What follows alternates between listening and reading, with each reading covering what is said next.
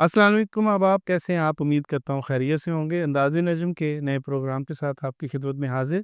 और आज हमारे साथ जो दोस्त मौजूद हैं, पहले भी हमारे पास तशरीफ़ ला चुके हैं। लॉ के हवाले से हमारे जो फ्रीक्वेंटली आस्क्ड क्वेश्चंस हैं, उनके आंसर्स हमें देते हैं, हमारी मालूमात में इज़ाफ़ा करते हैं। आज हमारे साथ फिर मौजूद हैं जनाब राना हमज़ा एडवोकेट। अस्सलाम वालेकुम हमज़ा, जी, वालेकुम कैसे हैं आप? सलाम। अल्हम्दुलिल्लाह खैरियत से।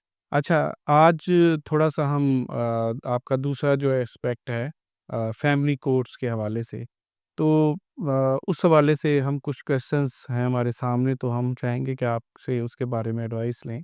मुझे बताएँगे जो तलाक है और जो खुला है और ये खुला जो कोर्ट में होता है, इसमें क्या फ़र्क है और ये किन सूरतों के ऊपर मबनी है? जी, बिस्मिल्लाहिर्रहमानिर्रहीम। तलाक के बारे में जब हमारा कभी कभी भी हमारे ज़हन में लफ्ज़ तलाक आता है ना, तो एक बड़ी नेगेटिव सी बात हमारे दिमाग हुँ, में आती है और ख़ैर अमल भी अच्छा नहीं है। तलाक होती है मर्द की तरफ से। ठीक है। जब मर्द किसी औरत से उकता जाता है या उसमें बहुत सारी चीज़ें हैं, उसके बहुत सारे ग्राउंड्स हैं। जब वो चीज़ें उसके सामने आती हैं, तो मर्द तलाक देता है। इसी तरह कानून और इस्लाम, क्योंकि हमारा इस्लामिक बेस्ड लॉ है ये। इस्लाम इजाज़त देता है उस औरत को जो तंग आ जाए, जो नफ़रत करने लग जाए या उसमें भी बहुत सारी चीज़ें हैं कि वो एक मर्द के साथ गुज़ारा नहीं कर सकती। तो इस्लाम भी और कानून भी उसे इजाज़त देता है कि वो खुला ले ले। ठीक है। खुला का प्रोसीजर ये होता है कि वो रेलेवेंट फैमिली कोर्ट में जाती है हुँ, और जाके खुला का केस दायर करती है, दावा दायर करती है थ्रू काउंसल। वो जब दायर कर देती है तो अदालत उससे पूछती है कि क्या तुम वाक़ई, हम उसे बोलते हैं मसालत बोलते हैं हुँ, कानूनी ज़ुबान में, कि क्या तुम वाक़ई उसके साथ नहीं बसना चाहती, या वो दूसरी पार्टी को तलब करते हैं, दूसरी पार्टी से मुराद उसका ख़ावंद। ठीक है। ख़ावंद को बुलाते हैं और अदालत मौका देती है कि आप, बल्कि मौका भी बड़ा अच्छा तरीक़ाकार है अदालतों का कि वो उन्हें अकेले में मौका देती है और रूम्स बने होते हैं कई कोर्ट्स के साथ कि आप उधर बैठ जाएँ, मियाँ-बीवी अपनी सेटलमेंट कर लें। यानी कि कानून बहुत कोशिश करता है कि तलाक ना हो सही। या खुला ना हो। जब खुला वो दोनों का आपसी जो ताल्लुक है वो इस्तवार नहीं रहता। वो कहते हैं, बीवी कहती है कि नहीं, मैं इसके साथ नहीं बच सकती। तो अदालत एक डिग्री जारी फरमाती है कि जिसे हम खुला की डिग्री बोलते हैं। बट इधर एक बहुत बड़ी मिसकंसेप्शन है कि लोग खुला की डिग्री लेके कहते हैं कि हमारी तलाक हो गई है। मगर वो ऐसा नहीं होता। उस डिग्री को लेके रेलेवेंट आर्बिट्रेशन काउंसिल, यहाँ छोटे इलाकों में यूनियन काउंसिल बोलते हैं उसे। यूनियन काउंसिल में जाएँगे और जाके उसको दोनों पार्टीज़ को दोबारा तलब करती है, जैसे अदालत ने किया था, वैसे ही दोबारा तलब फरमाती हैं और वो कहती हैं कि 3 दफ़ा बुलाती हैं कि अब सुलह कर लो, स अब सुलह कर लो, अब सुलह कर लो। जब वो नाकाम हो जाते हैं बिल्कुल, फिर वो तलाक सर्टिफ़िकेट जारी करते हैं। सही। कुछ लोग होते हैं जो खुला की डिग्री लेके अलहदा हो जाते हैं और उन्हें कोई कहे कि चलो अब आपकी सुलह हो गई है, तो कहते हैं नहीं, हमारी तलाक हो चुकी है, तलाक नहीं होती। अच्छा, मुझे बताइए एक वो तलाक के पस-ए-मंज़र में ही कि एक एक कहते हैं जी 3 तलाक़ें, 1 तलाक, 2 तलाक और 3 तलाक, इस तरह का कोई प्रोसीजर क्या होता है उसमें? इसमें होता ये है कि जो भी तलाक का प्रोसीजर चलता है ना, वो कहते हैं कि 1-1 माह बाद आप तलाक या भेजे इन रिटन भेजते हैं ना हम, तो अगर हम तीनों इकट्ठे भी भेज दें तो टाइम पीरियड उतना ही होता है उसका। और इसके बाद एक और मैं आपको इस बात के साथ क्लियर यानी कर, 3 माह लगते हैं तलाक। इतनी 3 माह लगते हैं। इसके साथ एक और कॉन्सेप्ट है, इद्दत का कॉन्सेप्ट। हुँ, जो तलाक होती है, उसकी इद्दत पीरियड होता है 3 मंथ। ठीक है। और जो अगर ख़ाविंद फ़ौत हो जाए, तो उसका पीरियड होता है 4 मंथ 10 दिन। ठीक है। उसमें सिर्फ़ ये तय करता है वो पीरियड कि क्या उसके रिलेशन से कोई बच्चा तो नहीं पैदा हो सकता। हुँ, इसलिए वो दरमियानी पीरियड होता है। इसके दरमियान कुछ ना शादियाँ हो जाती हैं, निकाह हो जाते हैं और मतलब उसे कहते हैं कि भेज भी देते हैं लड़की को साथ। तो वो इल्लीगल मैरिज नहीं होगी, वो वॉइडेबल मैरिज होगी। वो वॉइड मैरिज की कैटेगरी में आता ही है। जब भी वो मैरिज होगी ड्यूरिंग इद्दत पीरियड, तो वो वॉइडेबल मैरिज होगी, वो इल्लीगल मैरिज नहीं होगी। सही। इल्लीगल का मतलब होता है जो सिरे से ही गलत हो। वॉइडेबल के मतलब होता है कि उसमें कुछ चीज़ें अगर वो फुलफ़िल कर ली जाएँ तो वो लीगल होता है। सही।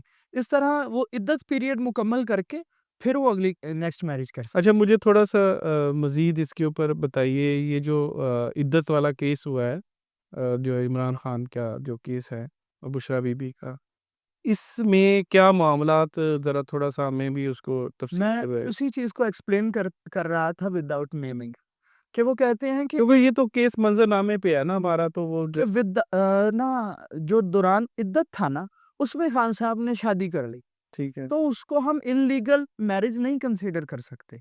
उसमें कुछ लैकूनाज़ हैं, अगर वो फुलफिल हो जाएँगे तो वो मैरिज बिल्कुल वैसी ही मैरिज है जैसे दूसरा निकाह होता है। जो एक इसके अंदर अहम पॉइंट डिस्कस हो रहा था, वो ये था कि औरत अगर कह दे कि मेरी इद्दत मुकम्मल है, तो वो उसकी ज़ाहिर है इस्लाम में भी है कि उन उन उसी की मानी जाएगी, तो इस्लाम में औरत को बहुत सारे और इस्लाम के साथ कानून में औरत को बहुत सारी ना चीज़ें कानून और इस्लाम दोनों देते हैं कि अगर वो चाहे मतलब अगर 2 निकाह किसी के आ जाए मंज़र-ए-आम पे, कि इस औरत का फलाँ बंदे के साथ भी निकाह है और फलाँ बंदे के साथ भी निकाह है, तो जो निकाह औरत तस्लीम करेगी, हुँ, वो निकाह माना जाएगा। अच्छा, से ये नहीं होगा कि डॉक्यूमेंट्री उसके ऊपर फ़ौजदारी कार्रवाई या दूसरे केसेस चल सकते हैं, मगर निकाह वो तस्लीम होगा जो औरत तस्लीम करेगी। इसी तरह जैसे आप बता रहे हैं कि इद्दत पीरियड की बात की है, तो उसने अगर कहा है बुशरा बीबी ने कि मेरा इद्दत पीरियड मुकम्मल हो चुका है, तो उनकी वैलिड है मैरिज। और जो बात वो आपको मैंने पीरियड की बात की है ना, अगर वो पीरियड नहीं कंप्लीट हुआ, मान लिया जाए कि वो कंप्लीट 3 माह नहीं हुए थे, निकाह हो गया, तो उसको इल्लीगल नहीं कहा जा सकता। सही। उसको वॉइड ज़रूर कहा जा सकता है, इल्लीगल नहीं कहा जा सकता। तो अभी कानूनी हवाले से वो केस किस जगह पर है? मैं कोई है आपको इल्म है? मेरा हाई कोर्ट में खान साहब के केसेस में पेश होने का इत्तेफाक हुआ है वैसे ही for the sake of learning. ठीक। तो उधर जो कुछ चल रहा है इस पे अगर हम कानून की बाबत बात ना ही करें तो मुनासिब है नहीं, क्योंकि मैं सिर्फ़ इस केस के हवाले से, क्योंकि रेलेवेंसी में आया है ना, तो मैं इस रेलेवेंसी के हवाले से। उस रेलेवेंसी में मेरे इल्म में नहीं है, मुझे लगता है उसका कोई फैसला हो चुका हुआ है। हम आगे बढ़ते हैं। अब मुझे बताइए कि जो बच्चों की जो है कस्टडी, ये किन बेसिस पे जो है वो मिलती है? मर्द को मिलती है या खातून को मिलती है? तो किन बेसिस पे मिलती है? जो कस्टडी है ना, वो कानून में एक सिर्फ एक लाइन में उसको कंक्लूड कर दिया गया हुआ है कि दरिया को कूजे में बंद कर दिया गया। वो लफ्ज हैं for the welfare of the minor. ठीक है, अदालत देखेगी कि कहाँ बच्चे की वेलफेयर है, सही। Nothing else. उससे उधर वो वालिदा को दे, वालिद को दे। उससे आगे चलते हैं, दादा को दे या दादी को दे, नाना को दे या नानी को दे। कई दफ़ा होता है कि औरत मर्द का अलहदगी हो चुकी है और बच्चे छोटे हैं और मर्द जो है वो कनाडा चला गया, औरत अमेरिका चली गई है। तो बच्चे देख रहे हैं कि हम किस साइड पे जाएँ या उधर जाएँ या उधर जाएँ। बिल्कुल। तो उसमें दादा-दादी और नाना-नानी भी दावा दायर कर सकते हैं अदालत में कि हम बच्चों की कस्टडी लेना चाहते हैं। उस पे प्रॉपर एक प्रोसीजर चलता है, पूरा ट्रायल चलता है, दोनों तरफ से एविडेंसेस होती हैं, क्रॉस एग्ज़ामिन होता है और उसके बाद अदालत देखती है कि वेलफेयर कहाँ है। उस वेलफेयर में बहुत सारी चीज़ें हैं। अदालत देखेगी कि सोशल स्टेटस किसका अच्छा है, कौन-सी फैमिली ज़्यादा पढ़ी-लिखी है, कौन-सी फैमिली ज़्यादा वेल नोइंग है, कौन-सी फैमिली में जो है वो मुआशी मामलात ज़्यादा बेहतर हैं। इन सब चीज़ों को देखते हुए अदालत उनकी कस्टडी दे अब मियाँ-बीवी तकरीबन उनका स्टेटस सेम हो, तो फिर कैसे फैसला? फिर अदालत देखेगी। हुँ, स्टेटस सेम हो सकता है कि वो पढ़े-लिखे भी दोनों फैमिलीज़ अक्सर ऐसा होता है कि दोनों फैमिलीज़ पढ़ी-लिखी होती हैं या माली तौर पर अच्छी होती हैं। उसमें अदालत ने देखना है जो हम मैं आपको ट्रायल की बात कर रहा था ना उसमें एविडेंस होती है। हर बंदा अपने ग्राउंड्स लाता है कि मैं इस ग्राउंड्स की वजह से मुझे दी जाए और दूसरा कहता है नहीं इन ग्राउंड्स की वजह से मुझे दी जाए। अदालत ये फैसला करेगी कि कौन बंदा वैलिड ग्राउंड्स पे है, किसको बच्चे की कस्टडी दी जाए। मैं एक बंदा जिसकी बीवी लड़ के जो अपने मेके चली गई, मेके जाने के बाद क्या वो वापस नहीं आ रही, तो क्या वो कोर्ट से जो है रुजू कर सकता है इसे? जी। फैमिली केसेस में ये बहुत हॉट टॉपिक भी है और बहुत सारे लोग हमसे रुजू करते हैं। कई चीज़ें ऐसी हैं जिन पे बात करना लाज़मी है और लोग नहीं बात करते। जब हम कोई भी मर्द की बीवी मनकूहा हो उसकी, निकाह में हो, तो एक ज़न-नशोई हम उसे बोलते हैं। हुँ, कानूनी ज़ुबान में दावा ज़न-नशोई बोलते हैं। तो वो अदालत में जा सकता है कि ये मेरी फ़लाँ बीवी है, इसका मेरे साथ फ़लाँ डेट को निकाह हुआ है। ये अब नाराज़ होके चली गई है, मैं इससे मोहब्बत करता हूँ। वो आप कभी दावा पढ़े ना तो उसमें बड़े अच्छे ग्राउंड्स लिए जाते हैं। मोहब्बत करता हूँ, मैं इसके बगैर रह नहीं सकता। तो वो सारी चीज़ें अदालत कंसीडर करती है और उसको तलब करती है। हुँ, और फिर मुसालत।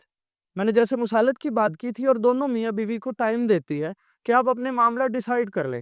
कई दफ़ा ऐसा होता है कि औरत के घर वाले नहीं मान रहे होते, मर्द के घर वाले नहीं मान रहे होते। इस वजह से अदालत उन्हें अकेला छोड़ती है कि अगर आपकी कोई मामलात हैं, आप आपस में डिस्कस करके उसे किसी मंज़िल पे ले जाएँ। बिल्कुल ठीक है। अच्छा मुझे बताइए ये नानो नुस्ख़ा जो होता है, खर्च नानो नुस्ख़ा ये क्या जो है टर्म है और इससे जो है फ़र्दर इसकी इम्प्लीकेशंस क्या है? जब भी कोई बच्चा पैदा होता है, तो वो जिस मर्द का होता है, औरत की बात नहीं कर रहा, मर्द का होता है, किसी भी कंडीशन में लड़का हो तो at the age of majority, और अगर लड़की हो टिल हर मैरिज, वो उसकी जिम्मेदारी होता है। ठीक है, वो बेशक उसकी जो उनकी माँ है वो उसके निकाह में है या नहीं है, अगर उसने दूसरी शादी भी कर ली है वो बच्चे उसके हैं। ठीक है। और वो मैंने ये चीज का बता दिया, अगर नहीं करता तो उसको सजा होगी, वो जेल में जा सकता है। अच्छा, जी, उसने उन बच्चों की एजेस जो मैंने बताई हैं, उधर तक वो पाबंद है कि वो बच्चों का खर्चा पे करे एट एनी कॉस्ट। वो अगर दुनिया के किसी भी हिस्से में है, एक केस है कि हमारे पास चल रहा है कि औरत बैठी है इंग्लैंड में और जो मर्द है वो इधर पुलिस का एक बहुत बड़ा ऑफिसर है। तो उसका इंग्लैंड खर्चा जाता है। उन्होंने अकाउंट दिया हुआ है। वो हर महीने इंग्लैंड खर्चा भिजवाता है। तो इस हद तक कानून उन्हें सिक्योर करता है बच्चों के बारे में। आपने बताया ऊपर हमें कि जो बेसिकली स्टेटस देखकर जो है वो कस्टडी दी जाती है, तो फिर इस मामले में अगर एक मतलब खातून ज़ाहिर है उसका स्टेटस अच्छा है तो उसके साथ, तो वो दूसरा बंदा बेचारा इस काबिल नहीं है मतलब माड़ा आदमी ज़ाहिर है इसीलिए कस्टडी उसको दी है। तो फिर इसमें नानो नुस्खा का जो है मामला क्या होगा? मैं फिर वही बात रिपीट करता हूँ कि एट एनी कॉस्ट वो पाबंद है देने का। हुँ। क्योंकि तो बच्चे अपने अपना मुआशी उसके हालात इजाज़त जो देते ना। वो तो बात की बात है, जब औरत ने दावा दायर कर दिया है, तो वो आगे कहता है जी मैं मर गया हूँ, अच्छा। ठीक है? जो लगता है ना खर्चा, हुँ। खर्चे की जो वैल्यू होती है वो 5,000 6,000 मिनिमम और लाखों करोड़ों तक जाती है। वो भी अदालत ने उसके स्टेटस देख के कहना है। फॉर एग्ज़ाम्पल वो बंदा कहता है जी मेरे तो सारा 50,000 रुपया मैं कमाता हूँ। 2 बच्चे हैं, मैं कैसे पे करूँ? तो अदालत मिनिमम से मिनिमम 10,000 रुपया लगा देगी। हुँ। वो ये नहीं करेगी कि अगर तुम 50,000 कमाते हो और वो कामयाब हो जाता है अदालत में साबित करने कि मैं 50 ही कमाता हूँ। तो अदालत ये नहीं करेगी कि दोनों बच्चों का 50-50 हज़ार खर्चा लगा दे। वो जो उस बंदे का स्टेटस है ना, उसी के लिहाज से खर्चा लगता है। अच्छा, ये जो निकाहनामा होता है, निकाहनामा में कितनी क्लॉज़ेज़ हैं और क्या-क्या उसकी इम्प्लीकेशंस हैं मैं मोटी-मोटी? मैं इसको इस पे बात करता हूँ। 25 क्लॉज़ेज़ होती हैं निकाहनामा की, और मैं सब लोगों से आपके तवज्जुह से रिक्वेस्ट करूँगा कि वो लोग जिनका मुस्तकबिल करीब में शादी करने का इरादा है या जिनकी शादी है, वो निकाहनामा को ज़रूर पढ़ें। पढ़ना तो सब पूरे पाकिस्तान के लोगों को चाहिए, क्योंकि उर्दू में होता है सिंपल। वो खुशी इतनी होती है बंदा कहता है चलो सी घर से सीधा साइन के वो निकाल के वहाँ पे उँगली रख के कह देते हैं हाँ जी यहाँ पे साइन करना। खातून होती हैं फॉर एग्ज़ाम्पल वो तो जो है बेचारी इतना तो घूंघट उसका निकला होता है तो वो बस मुश्किल से उसका पेन ही उसमें पढ़ने का वो देते नहीं है। हमारे जो निकाहनामा है वो हर जगह अवेलेबल है। आप गूगल करेंगे सिंपल तो पूरे निकाहनामे का जो तस्वीर परतें होती हैं उनको, वो सामने आ जाएगी। उनको मैं कहता हूँ कि हर बंदे को ज़रूर पढ़ना चाहिए, हमारे आधे मसलों का हल हो जाए। अगर हम निकाहनामा को बगौर पढ़ लें ना कि उसमें क्या-क्या होता है और क्या-क्या हो सकता है और क्या-क्या उसमें एक बड़ी जो आम नहीं है बात, तलाक़-ए-तफ़वीज़, अच्छा। तलाक की एक किस्म है कि अगर इस मर्द ने किसी और औरत के साथ शादी की, तो ये मुझे तलाक देगा। ये भी 15, 16, 17 क्लॉज़ेज़ है ना, जो कॉलम्स हैं उसके हुँ। कॉलम्स। अगर हम उसको देखें तो उसपे ये तक लिखा होता है। तो हमें चाहिए कि एक दफ़ा उसे पढ़ लें और देख लें कि औरत की तरफ से या मर्द की तरफ से कौन-कौन सी शराइत हैं उस निकाह के अंदर। मुअज्जल है, हक़ महर या गैर मुअज्जल हक़ महर है, कब देना है, कैसे देना है, कोई और प्रॉपर्टी तो नहीं नाम करवा रही औरत। को मर्द की तरफ से कोई और शरायत तो नहीं, औरत कुछ कह तो नहीं रही। इन सब चीज़ों को देखकर सिग्नेचर करने चाहिए। औरत तलाक दे सकती है। औरत तलाक ले सकती है, दे नहीं सकती, और वो तलाक वही है जो खुला है। ये हमें अमूमन कहा जाता है या मतलब ये जो जितने ह्यूमन राइट्स के जो लोग हैं ये आई डोंट नो कि मतलब उनका क्या क्या प्रोग्रेस है उसकी। वो कहते हैं कि जनाब निकाहनामे में खातून को तलाक का जो है हक दिया जाना चाहिए जैसा कि इंडिया में भी है इस तरह। तो हमारे इधर क्या सिलसिला है? मैंने आपको तगला तलाक़-ए-तफ़वीज़ की बात की है आगे। कि अगर मर्द वो तो दूसरी की सूरत में है ना। जी, मैं कह रहा हूँ कि क्या पहली ही है, कोई ऐसा मामला नहीं, आप डिस्टर्ब, एक तो खुला का तो हमारे पास हल मौजूद है ना, उज़ार कोर्ट के थ्रू सारा कुछ। लेकिन क्या बीवी ये हक निकाहनामे के अंदर ले सकती है हमारे रॉ निकाहनामे में एक ऐसा कॉलम होता है जिसका जो है ना बहुत उसका वाइडर स्कोप है। ठीक है। उसमें ये लिखा जाता है कि कोई ऐसी शर्त जिस पे निकाह हो, हुँ, कोई भी ऐसी शर्त, उस पे लिखवा सकती है कि मैं जब सब चाहूँ तलाक ले लूँ।